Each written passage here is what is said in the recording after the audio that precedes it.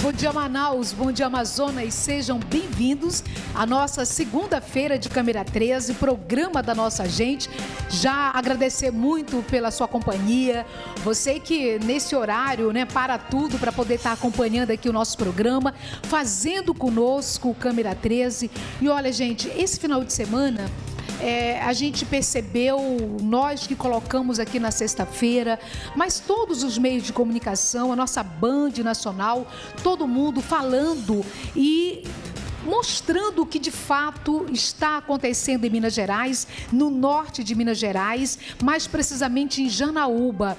A gente teve a infelicidade na quinta-feira pela manhã, quinta passada, de acompanhar o caso onde várias crianças acabaram recebendo, infelizmente, a loucura de um adulto, um homem que era servidor efetivo da Prefeitura de Janaúba, trabalhava como vigia à parte da noite, estava de férias, quando retornou do trabalho, disse que estava com problema de saúde e pediu para entregar um atestado médico. A infelicidade aconteceu na manhã de quinta-feira, quando este homem foi fazer a entrega desse atestado. Ele havia planejado um massacre às crianças da creche de Janaúba. E ali, gente, infelizmente, ele saiu ateando fogo naquelas crianças. Hoje já temos aí 11 mortes dessa tragédia e a gente lamenta profundamente, 9 crianças, mais 2 pessoas adultas, a professora e ele próprio, que depois de 5 horas acabou morrendo. Por que a gente está falando esse assunto com você? Porque exatamente os meios de comunicação estão mostrando a possível semelhança deste caso com o que aconteceu no dia 7 de abril de 2011, em Realengo, um bairro do estado do Rio de Janeiro, quando um rapaz de 23 anos, que desde outubro, agora pasme vocês, a tragédia em Janaúba aconteceu no dia 5 de outubro. E esse rapaz Realengo, ele começou a produzir aquilo que seria um assassínio de fato, de várias pessoas no dia 6 de outubro do ano anterior a 2011, portanto, em 2010. E ele, a gente já conversa sobre esse assunto, ele alega, inclusive, que tudo aquilo que ele iria fazer era por todo o sofrimento que ele acumulava desde menino, quando começou a receber bullying naquela escola. Então, eu quero já dar aqui o boa tarde para o doutor Alfredo, doutor Dorgival. Doutor Alfredo, já a gente começa a falar, mas o senhor que é psicólogo, o senhor aí percebe alguma semelhança desses dois casos? Olha, boa tarde a todos. Claro que nós percebemos mais na questão do crime, na ação, Um usou uma arma, outro usou combustível, mas são muito parecidos. Agora a gente precisa conhecer melhor a questão da motivação, o que motivou cada um dos crimes. Pode ser muito parecido. Então nós precisamos conhecer o histórico desse senhor que queimou as crianças para fazer uma comparação entre os dois casos mesmo. E doutor Dorgival, só acha que há a semelhança nesse caso? Sem dúvida, o modus operandi, ele parte praticamente do mesmo princípio. Eu vou planejar, me vingar de uma situação que eu sofri no passado. E aí começa o planejamento e chegando ao cúmulo, de praticar enormes crimes horríveis aí que repercute na sociedade. E a razão pela qual nós estamos aqui para comentar. Boa tarde. E até eu queria só colocar aqui, já deixar uma pergunta e depois a gente começa a falar sobre o tema de hoje, que é justamente esse massacre em Realengo, no estado do Rio de Janeiro, onde 12 jovens acabaram perdendo a vida e 13 pessoas ficaram feridas. E houve toda uma ação maquiavélica mesmo produzida por esse jovem de 23 anos. E quando a gente fala em assassínio em massa, uma das categorias que eu estava verificando é justamente uma pessoa que trabalha e começa a se revoltar contra o trabalho, que pelo que aconteceu lá no estado de Minas Gerais, ele era um funcionário, um servidor efetivo e por algum motivo que a gente não sabe qual foi, né? Certamente a perícia vai apontar isso nos próximos dias, ele volta para o local onde ele trabalha para destruir a vida daquelas crianças. Então a gente volta a falar sobre isso, mas agora vamos falar do Outubro Rosa. Olha, gente, várias áreas de Manaus, muitos prédios estão aí na cor rosa, fazendo a maior demonstração de que a causa para combater o câncer de mama é uma causa de todos nós. E a gente vai agora lá para a secretaria, da Subsecretaria da Mulher, lá o prédio também está na cor rosa, e aí tem várias atividades que é muito importante que você participe de uma delas. Vamos ver aqui.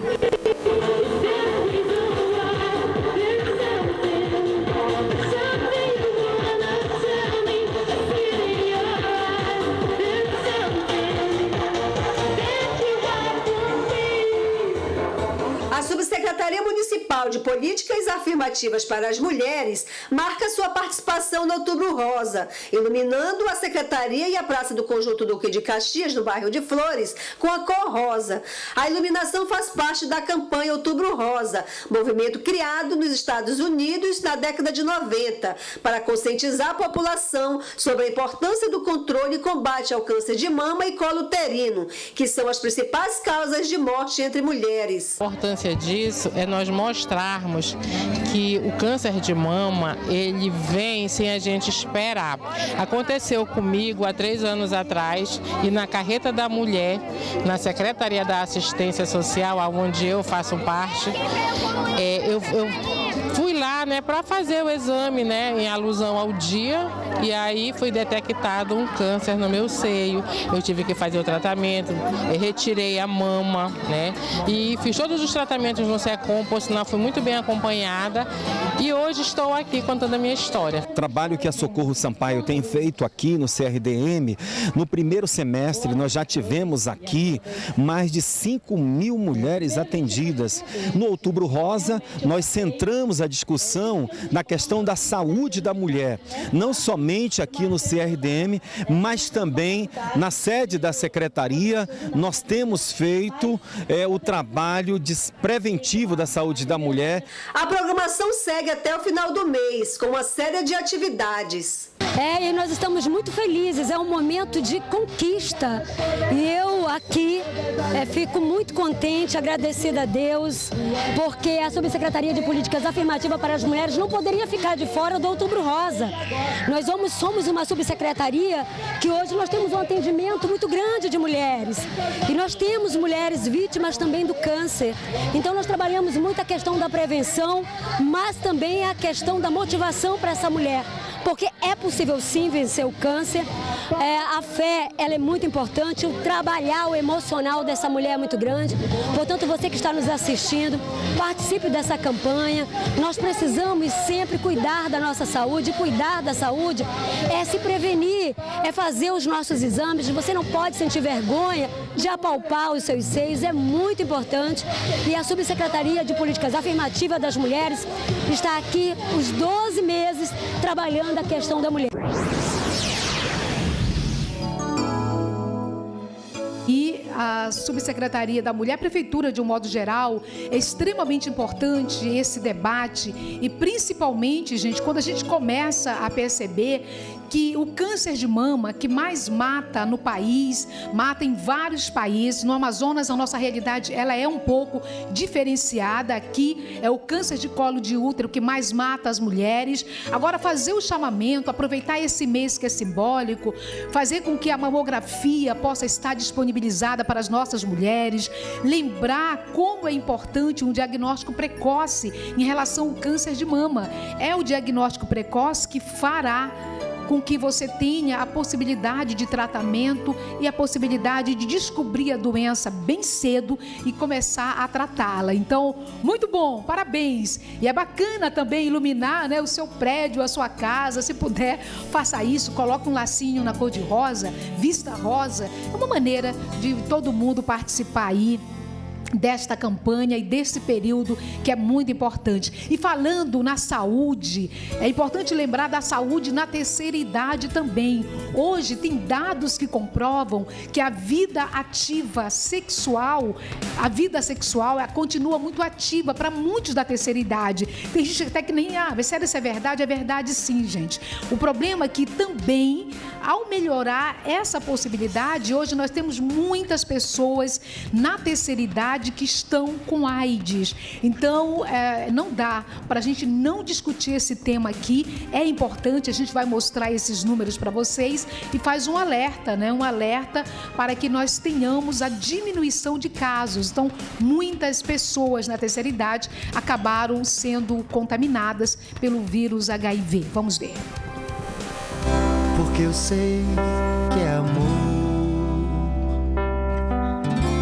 Eu não peço nada em troca, porque eu sei que é amor. Ser idoso já não significa falta de atividade, calmaria e tranquilidade. Atualmente, eles estão cada vez mais ativos. Eles dançam, brincam, praticam esporte e, claro, mantêm os prazeres da relação sexual ativos. O que você pensa sobre isso, assim? Sobre os idosos que têm a vida sexual ativa, que ainda namoram? Eu acho uma boa, né? Porque a gente está viva, né? Eu acho que tem que ter. Mas eu tenho um filho que fala assim: mãe, só já tá velha, não precisa disso não. Aí eu falo para ele: eu tô velha, mas não tô morta. A gente conversa assim com as pessoas de idade, eles dizem: não, eu não gosto mais, porque eu já tô de idade. Eu não tenho idade para mim. A minha idade, se meu velho fosse um homem que fizesse meus gostos, conforme eu peço a ele, compra remédio pra gente fazer sexo, é tão bom, tão gostoso, né? Mas não faz mais filho. Aí ele diz assim: tá, minha filha, mas ele fica muito cansado, né? Ele fica muito cansado, né? Porque eu sou muito violenta. Por isso, as preocupações com as doenças sexualmente transmissíveis precisam ser aumentadas. A gente se cuida muito bem, né? Tanto a gente como o parceiro. Sem cuidar não dá, né? Estudos demonstram que os idosos estão mais vulneráveis a infecções sexualmente transmissíveis e o motivo é a ausência do uso de preservativo. O número de casos de HIV entre pessoas acima dos 50 anos dobrou na última década, já que atualmente cerca de 80% dos adultos entre 50 e 90 anos são sexualmente ativos. De acordo com os últimos dados do Ministério da Saúde, cerca de 4 a 5% da população acima de 65 anos são portadores do vírus HIV, um aumento de aproximadamente 103%. Além da AIDS, outra doença que tem aumentado muito sua disseminação entre idosos é a sífilis. Eu sei que é pra sempre, enquanto durar, eu peço somente o que eu puder dar, porque eu sei que é amor. Sei que cada palavra importa. Muito bom, hein, gente? Gostei, não é? As pessoas aí vivendo e vivendo bem, agora tem que ter os cuidados necessários. A gente não pode esquecer disso, não. Então é o alerta que nós fazemos aqui no nosso programa e principalmente aproveitando esse mês de outubro, o mês da saúde da mulher, porque a gente fala do câncer de mama, mas é legal também a gente falar da saúde como um todo, viu? Olha, nós vamos mostrar uma campanha de vacinação antirrábica que acontece aqui no município de Manaus. Então, se você tem cachorro, tem gato em casa, tem que tomar alguns cuidados, o alerta é permanente. Graças a Deus nós não temos casos de raiva em Manaus, mas aí é importante a prevenção permanente, viu? Vamos mostrar aqui. Quem não gosta de ter em casa um cãozinho ou um gatinho de estimação? Mas é preciso ter muitos cuidados no dia a dia. E atenção, a campanha de vacinação contra a raiva em cães e gatos na área urbana de Manaus já começou. A meta este ano é vacinar mais de 220 mil animais. O início das ações de vacinação antirrábica foi realizada na sede do Centro de Controle de Zoonoses, no bairro da Compensa. A campanha busca imunizar mais de 160 mil cães e 60 mil gatos que tenham a partir dos 4 meses de idade, exceto os que estiverem doentes. A Secretaria Municipal de Saúde alerta que a imunização só deve ser feita pelos vacinadores, principalmente porque a medicação exige muito cuidado na hora da manipulação e a aplicação adequadas, além de descarte correto do material usado. É muito importante porque hoje a raiva ela é uma zoonose e ela, além de ser uma zoonose, é a doença mais estudada no mundo, né? Porque ela não tem cura, é altamente letal. Então é importante que faça a vacina para evitar que o animal contraia o vírus da raiva. O Centro de Controle de Zoonoses ele é aberto à vacinação o ano todo, tá? Se a pessoa perdeu essa fase de 4/10 a 22/11, não precisa se preocupar. O CCZ está aberto o ano todo, de segunda a sexta-feira, no horário de 7 da manhã às 17. Em Manaus, não há registro de casos de raiva humana. Mesmo assim, o secretário municipal de saúde, Marcelo Magaldi, alerta que a raiva é uma realidade e que é muito importante que as pessoas abracem essa campanha.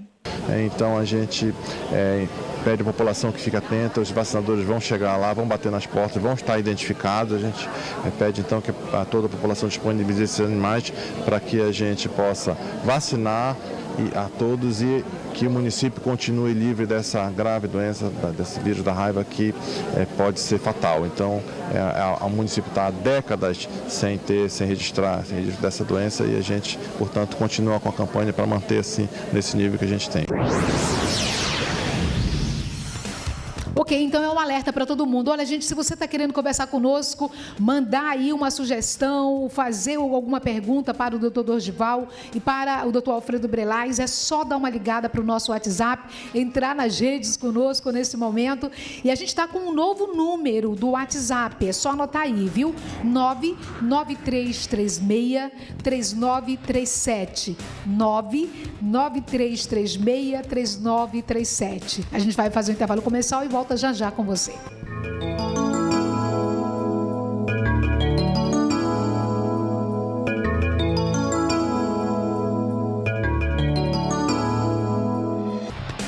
Já estamos de volta, olha, mandando um beijo para você que faz aniversário no dia de hoje, todos os aniversariantes. Minha irmã fez aniversário ontem, a Antônia, beijo, parabéns.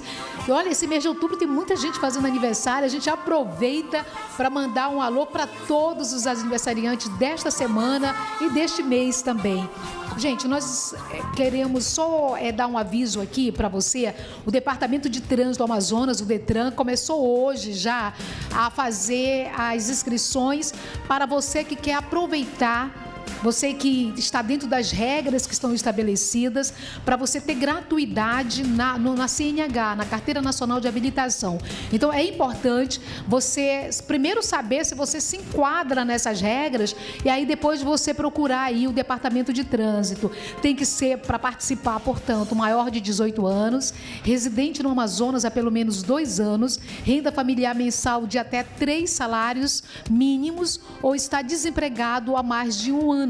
Então, se você se enquadra aí nessas regras, entra em contato aí com o Departamento de Trânsito, que, por sinal, hoje, não é, o site, a internet aí, que, na verdade, o site do DETRAN, o provedor do DETRAN, saiu do ar. De tanta gente, porque se a gente falar da pessoa desempregada, nós temos mais de 13 milhões de pessoas. Então, você imagine que muitas dessas pessoas certamente estão procurando a possibilidade de ter aí a sua carteira de habilitação. Meus queridos, vamos falar de mais um caso aqui no nosso programa.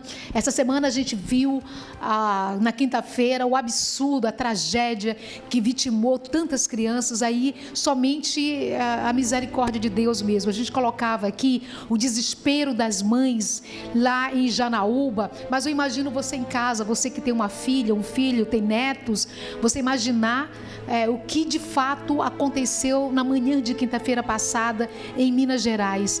E a gente tem falado muito aqui a respeito de doenças mentais. A gente tem trazido a psicologia e o direito para a gente tentar, se é que é possível, falar sobre casos que marcaram a história do nosso país. O problema é que essa história parece que ela está sendo construída também nos dias de hoje, com o que aconteceu em Janaúba e com o que aconteceu lá em 2011 no massacre de Realengo. E a gente vai colocar um pouco do que aconteceu em 2011, e aí eu gostaria muito que a gente pudesse, no campo da psicologia e do direito, falar um pouco, debater um pouco sobre essas tragédias, que muitas delas são anunciadas. Então vamos ver, vamos acompanhar.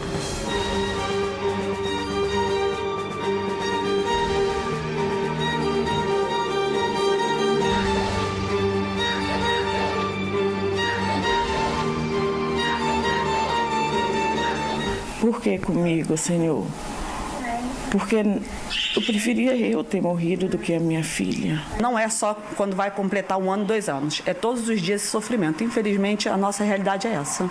A última conversa que eu tive com a minha irmã, que ela me falava que ela ia ser muito famosa. E essa é a última lembrança que eu tenho dela. Traumas de uma tragédia que chocou o mundo. 7 de abril de 2011 era para ser mais um dia de aula normal na Escola Municipal Tasso da Silveira, em Realengo. Professores e alunos estavam nas salas quando foram surpreendidos por um ex-estudante do colégio. Armado com 2 revólveres, Wellington Menezes de Oliveira invadiu as salas e começou a atirar nos alunos. 12 morreram, outros 11 ficaram feridos. As vítimas tinham entre 12 e 16 anos. E poderia ter sido ainda pior se não fosse a ação de um dos alunos, que conseguiu fugir e chamou um policial militar que passava em uma rua próxima. O sargento Márcio Alves trocou tiros com Wellington. Depois de ser baleado, Wellington se suicidou. Olha, a história do atirador, um rapaz chamado Wellington, de 23 anos, que estudava nessa escola, no bairro de Realengo, no Rio de Janeiro. E ele faz questão, nós temos até um pedaço do trecho que ele deixou, porque desde outubro de 2010, no dia 6 de outubro de 2010, ele começa a construir a cena do crime. Então ele se prepara, ele contrata inclusive um professor que é atirador para ele receber todas as orientações possíveis. E ele alega um sofrimento que começou na infância dele, quando naquela escola ele recebia bullying. Vamos só ouvir um pouco e eu quero que vocês comentem o que ele vai dizer agora. A maioria das pessoas não desrespeita. Acham que sou idiota, se aproveitam de minha bondade, me julgam antecipadamente. São falsos e desleais. Descobrirão quem sou da maneira mais radical. Uma ação que farei pelos meus semelhantes. São humilhados, agredidos, desrespeitados em vários locais, principalmente em escolas e colégios, pelo fato de serem diferentes, de não fazerem parte do grupo dos infiéis, dos desleais, dos falsos, dos corruptos, dos maus. São humilhados por serem bons. Olha, esse mês inteiro a gente tem falado muito aqui sobre as doenças mentais. E aí vamos primeiro falar de bullying.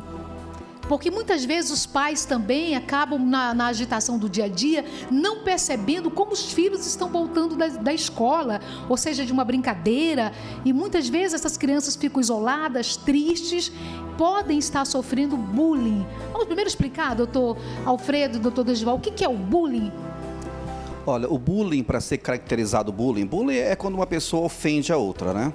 Então, para ser caracterizado bullying, a pessoa precisa se ofender. Não é qualquer apelido que vai ser um bullying. Como, por exemplo, alguns dias eu vi uma reportagem aqui que você fez lá em Iranduba e chamou para o prefeito Chico Doido, né? Chico Doido. Chico Doido. Mas ele gosta, ele não se ofende. Então, isso não é um bullying.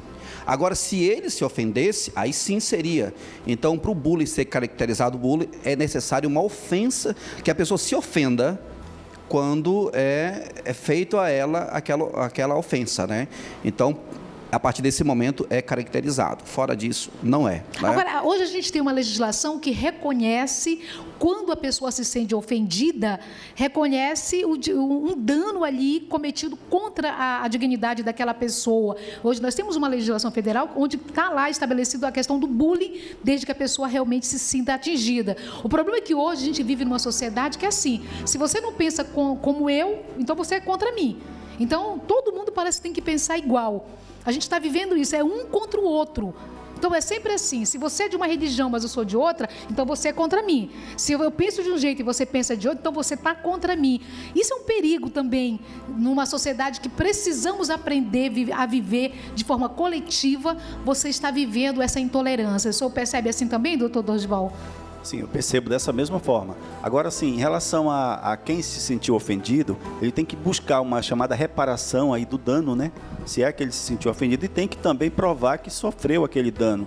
Não basta só a pessoa, de alguma forma, achar que uma verbalização dada por alguma pessoa pode também lhe causar um dano. Ele precisa provar que aquilo realmente causou um dano e aí buscar, então, essa reparação daquele dano. E aí, nesse caso, a gente tem ali também no Código Penal, né? Temos ali depois do artigo 138, tem lá a questão da injúria, calúnia e outros. Agora, deixa eu voltar aqui na tela da Band, mais uma vez, um trecho desse rapaz de 23 anos, porque o que ele alega é justamente isso, é tudo aquilo que ele estava sofrendo há tempos naquela escola. Em outra época, porque ele mata 12 adolescentes entre 13 e 16 anos, que não eram os mesmos adolescentes, porque ele já tem 23 anos, que fizeram certamente ou que cometeram algum tipo de ofensa contra ele, mas o espaço físico era o mesmo. O que passa na opinião de vocês, na cabeça de uma pessoa,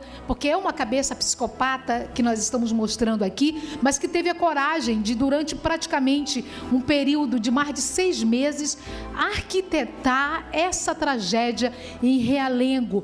Volta aqui, bota no ar, por favor, um trecho dele. A maioria das pessoas não desrespeita. Acham que sou idiota, se aproveitam de minha bondade, me julgam antecipadamente.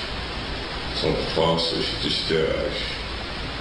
Descobrirão quem sou da maneira mais radical. Numa ação que farei pelos meus semelhantes. São humilhados, agredidos, desrespeitados em vários locais, principalmente em escolas e colégios, pelo fato de serem diferentes, de não fazerem parte do grupo dos infiéis, dos desleais. Ok, então tipo o que a gente percebe no dia a dia. Muitas vezes, no mundo tão agitado, a gente não consegue definir, lógico, né? Muitas vezes até nem mesmo os nossos sentimentos. E olha, a Maria, que está acompanhando o nosso programa no bairro da Compensa, ela diz justamente isso, o medo agora um do outro. Um tendo medo do outro, é assim mesmo? Esse é o sentimento que nós devemos ter a partir de agora, o que a Maria está colocando, que agora a gente passa a ter medo da outra pessoa. Você olha e não sabe o que a pessoa está pensando de você ou contra você. A gente vai fazer um intervalo comercial, viu, Maria? Já já a gente volta respondendo aí, portanto, esse seu comentário aqui.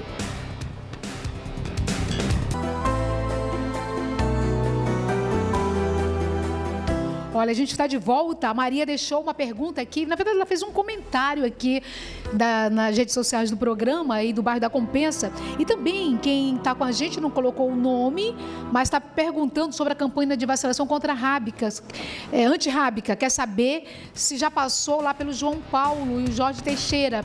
Olha, gente, é só colocar aqui na tela da Band. Vou colocar o número do Centro de Zoonoses aqui de Manaus.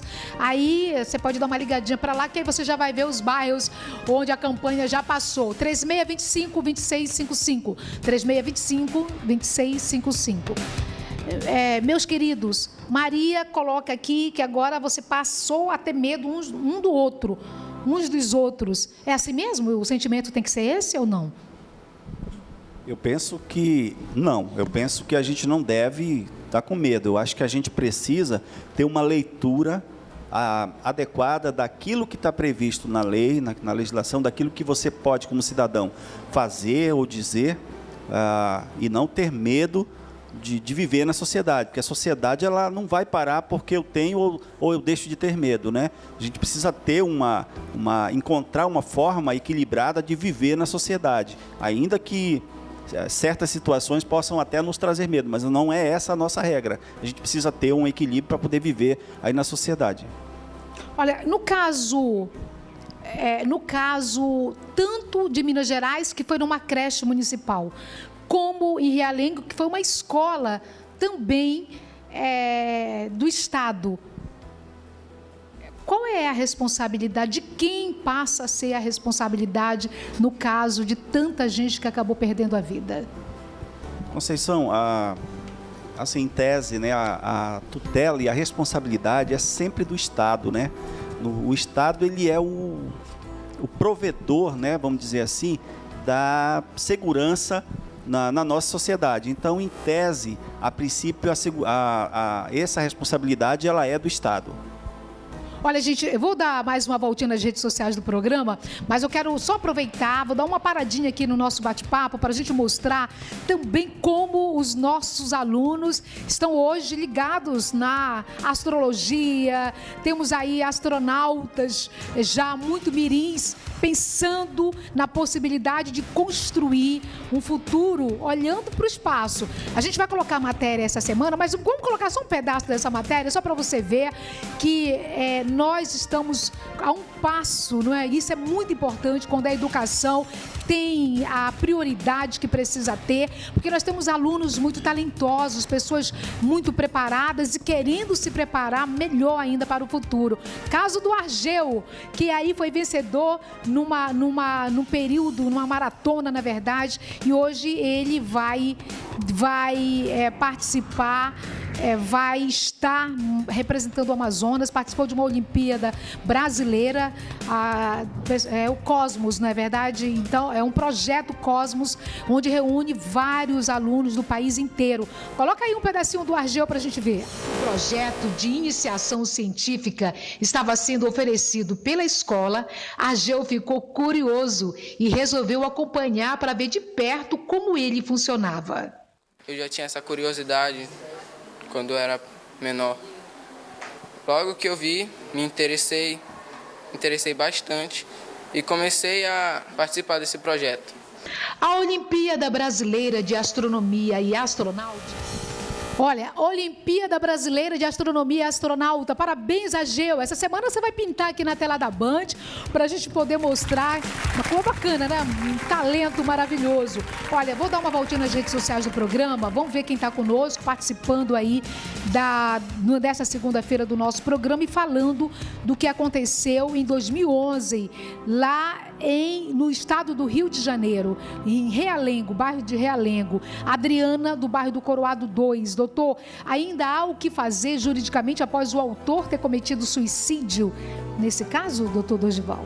Diretamente não, porque a pessoa que tira a vida, com ela vai também a sanção que ela poderia ter, né? E é por isso que hoje a importância da psicologia está crescendo cada vez mais, porque nós precisamos evitar que a pessoa cometa o crime e depois também cometa o suicídio, né? Precisa haver justamente aquele equilíbrio que eu falei antes. A gente precisa entender como é que as mentes das pessoas estão funcionando e evitar esse tipo de tragédia que ocorreu aí. Agora, doutor Alfredo, dicas para evitar doença mental, é possível? Olha, claro que sim, né? Por isso que é importante que qualquer pessoa procure um psicólogo. Tem pessoas que pensam que só devem procurar psicólogo quando estão com problemas, né? Já estão com problema. Não, qualquer pessoa precisa constantemente estar indo no psicólogo, assim como pessoas fazem os seus preventivos uma vez por ano, 2 vezes por ano. É necessário que procure um psicólogo, porque nessa conversa o psicólogo vai conseguir identificar uma possível doença que possa surgir lá na frente. Aí já faz o acompanhamento, tratamento antes e vai evitar danos um pouco mais à frente. Olha, a Mariana está com a gente lá do São Lázaro, ela pergunta justamente isso, doutor Alfredo. Tem como saber que se uma pessoa tem distúrbio ao ponto de tirar a vida de alguém? Porque assim, é isso que eu queria, até aproveitando a pergunta aqui da Mariana, a gente ouve muito falar sobre sintomas. Olha, se você tem colesterol, olha, os sintomas são esses. Se você tem diabetes, os sintomas são esses. Cuida para não ser obesa, porque a obesidade leva a várias doenças. Quais são os sintomas que a gente precisa começar a analisar? A nós mesmos. Começou a acender a luzinha, corre, porque você está tendo algum problema mental ou se aproximando de uma doença mental.